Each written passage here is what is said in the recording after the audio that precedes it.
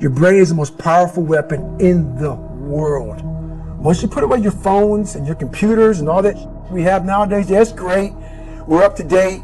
But your brain is the only thing you have when you're going through depression, when you're going through hard times, you're going through death, real life.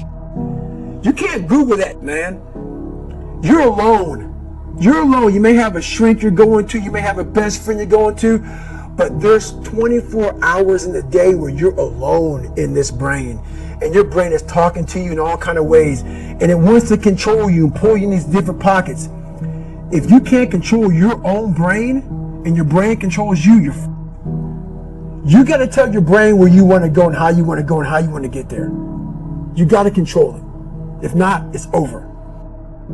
What existed for me was, okay, man, how am I going to make this work?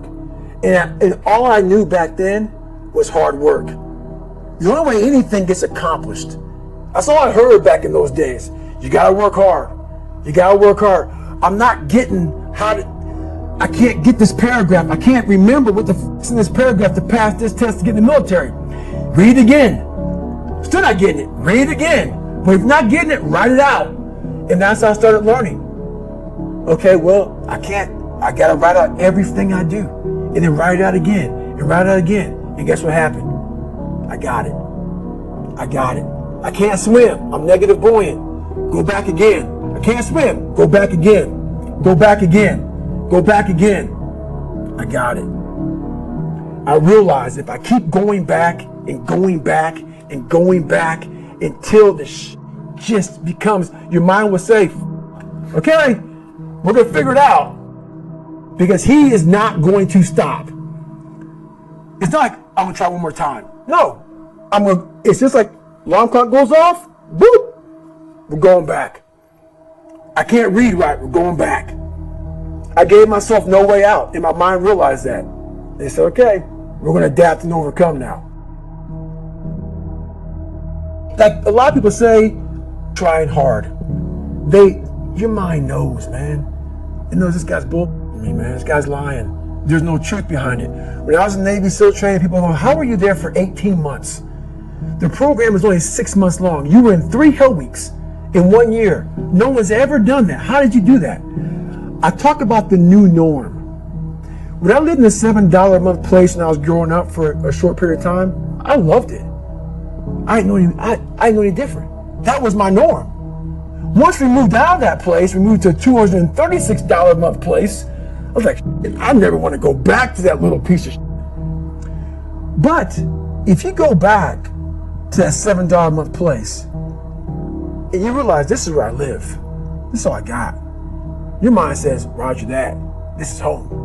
So when I was going to Navy SEAL training for 18 months and going back through all the hard parts over and over again, I told myself after the first time, I knew it was gonna be a long journey there.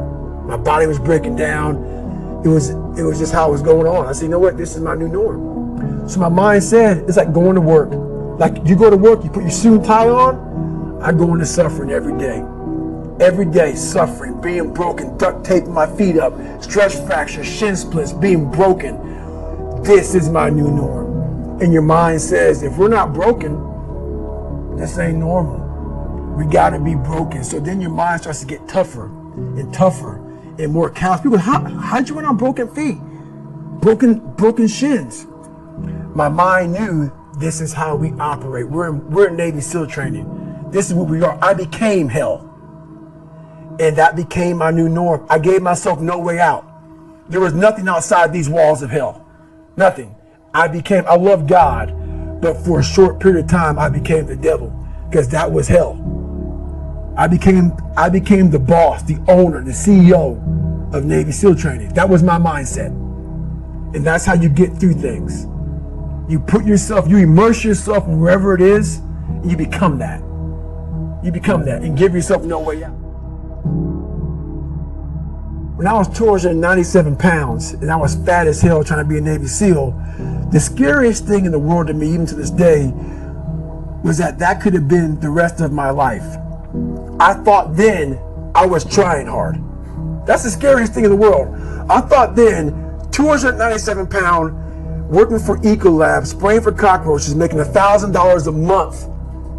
I thought that was me at my 100% potential.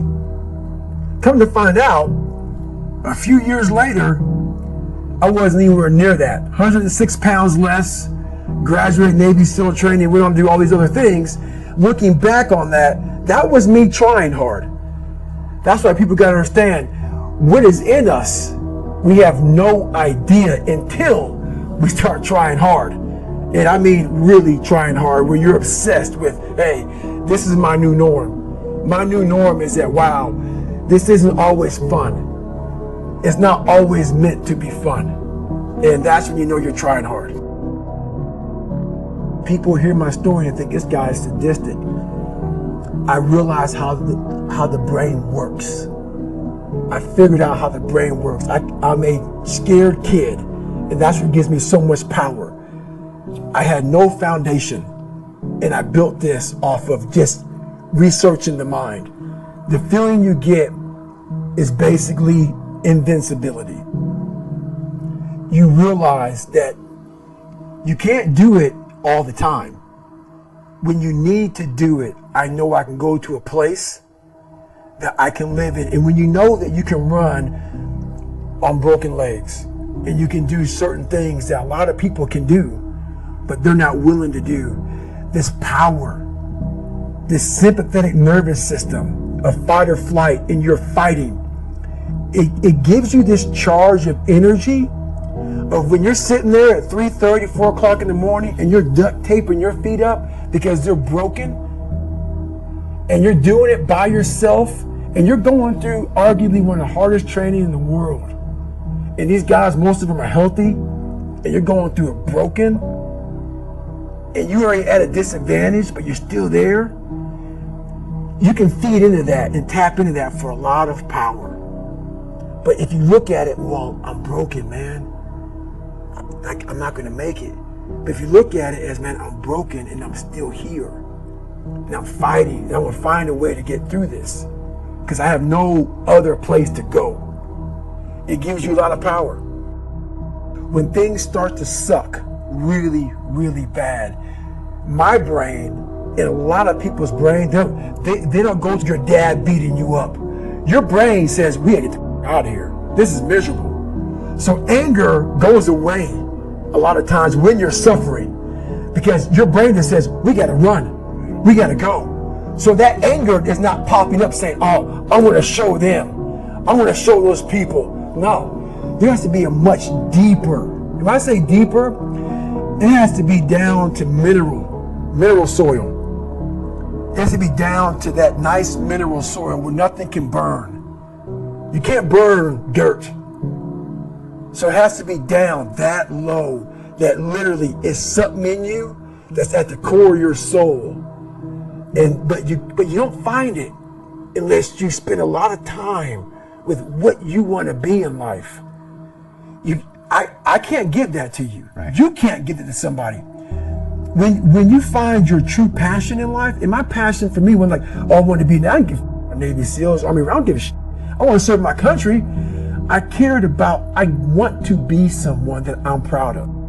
I want to look at myself in the mirror because I was so disappointed. That accountability mirror I talk about, I was so disappointed in what I saw every day. I wanted everybody to love David Goggins. And a lot of people did. I didn't love myself. But I knew a lot of us want to find peace first. So people say, man, you always talk about this suffering and pain and shit. I'm at peace right now because I went through that. Right? You don't find peace first. If you do, Merry Christmas. More power to you. More power to you. I found peace on the opposite end of finding myself. And no one really finds himself without going through trials, tribulations, suffering, accountability. And accountability is suffering. Being accountable every day for doing right for yourself, for the people next to you, it's miserable. It's hard. So, even the smallest details.